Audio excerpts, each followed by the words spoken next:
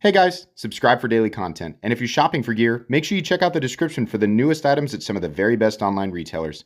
There's also links for some of the items that I personally recommend. Thanks!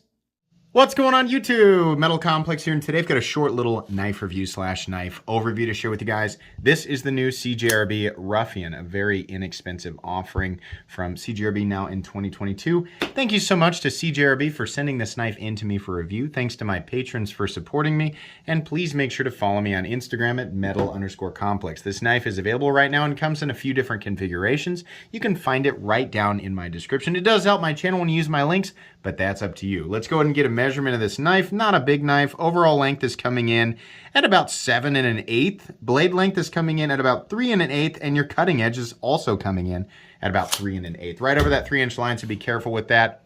Let's do some size comparisons up against the Ontario Rat Model 1 and the Ontario Rat Model 2. Definitely closer to the size of the Rat 2. How about up against the Demco AD 20.5? Also a little shorter there. How about up against the Spyderco Para 3? Again, a little bit shorter. And finally, the Benchmade Bug Out. Again, just a little bit shorter. How's the action on this guy? The action's actually okay. It's not anything amazing, but then again, it's not, a super duper expensive knife. It'll do exactly what you want it to do. In fact, it's pretty easy to use the little opening slot there to deploy it. This knife does run on bearings and is, it's reasonably smooth. It's not gonna be fall shutty or anything like that. Maybe over time. Really the biggest problem would be like if you really wanted to like forward flick it. You can see here I'm having a little trouble with it. You can do it. It's easier to just pinch open it or wheel it out or do the reverse flick. Engaging the liner lock, there is a little bit of room to approach like from the side, but it's a pretty narrow area and it really wasn't cut super low. So you're gonna kind of have to dig at it. You'll adapt to it, but that's what you're in for. Carry profile, thickness up against the Spyderco Para 3. You can see that this guy's actually pretty thin. Length and height up against the PM2 and Para 3. You can see here it is actually shorter this way than both knives, and even with it being a fairly tall knife, it's still a little bit shorter than that camel hump on the PM2 and Para 3. Let's go ahead and measure blade stock thickness. We've got a pretty thin blade here. Let's go ahead and see what we're in. I have no idea what I was saying there. Let's go ahead and see what we're in. Whatever comes next. 104 thousandths on the spine, so not super thick. Let's go ahead and get out my tools here for a hardware check. As per usual, my tools are very inexpensive and very recommendable. You can find them right down in the section of my description that talks about the tools I use on this channel. T8 for the pivot, don't need to actually... Oh, I'm glad I did. Those are T8. Awesome! Hey, good deal. I don't normally expect that from CJRB. Usually they're T6. T6 for pocket clip screws, but that's okay. These are T8. No big deal there, or actually fantastic there. And there's only 2 on each side. Should be pretty easy to take apart. All right, let's go ahead and weigh it. What are we looking at for materials? We are looking at G10, steel liners on both sides. I don't think we need the flashlight. You can see it's a little milled out. And then for the steel, we're looking at CJRB, or well, Artisan Cutlery's proprietary AR RPM 9, which is a powdered steel, which is very rare actually for this price territory in the knife world. This is one of the only consistent powder form steels you're gonna see in this territory. It's essentially like 9CR 18 MOV, but powder formed and is really good, honestly. It's one of the most preferable compositions that you'll see in this territory. Weight is coming in at 3.17 ounces, making it a knife with very good blade to weight ratios. A very good blade to weight ratio. Anyways, I think that's pretty much it. Let's move on into the meat and potatoes here. I'm sure you guys noticed this is a Dirk Pinkerton design, and it's a Wharncliffe, and it looks very Dirk Pinkerton-y.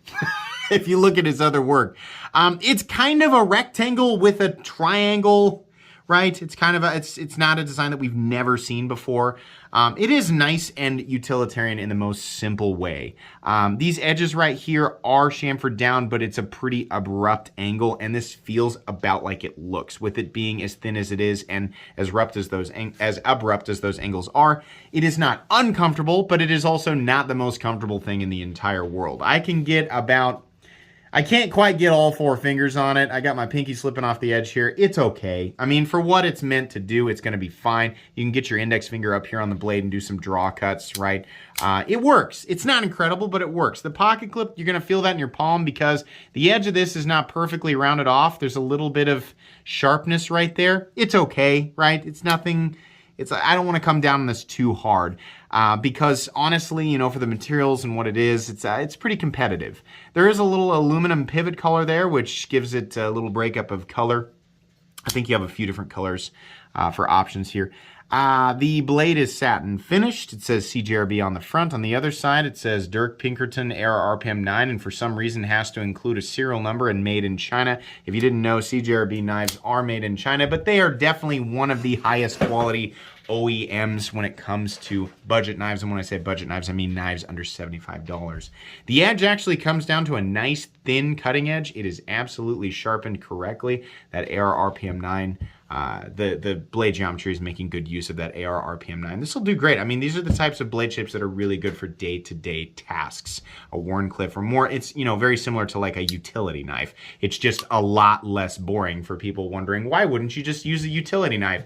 The reason is because utility knives are freaking boring. And if you're here watching this video, you probably thought that too. Anyways, the satin finish looks fine. I probably would have preferred a tumbled finish. I know CJRB does a nice tumbled finish, and over time, this is just going to show more wear than, you know, the tumbled blade will, but that's okay. That's a preference. AR RPM 9 is stainless to my knowledge. So, you know, clean it up every now and then, but for the most part, you're not really going to have to worry about it. You can get pretty close to the edge, so that's nice. There's nothing in the cutting path.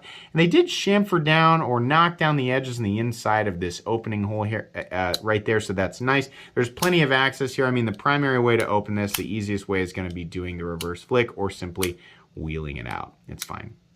There are mounting positions for the pocket clip, tip up, tip down, left or right. So whatever your preference is, this knife has it. If you're a lefty, you're still dealing with a right-handed liner lock, but honestly, as a right-hand dominant person, this is really not very much more difficult to manipulate with my left hand. It's pretty easy, right?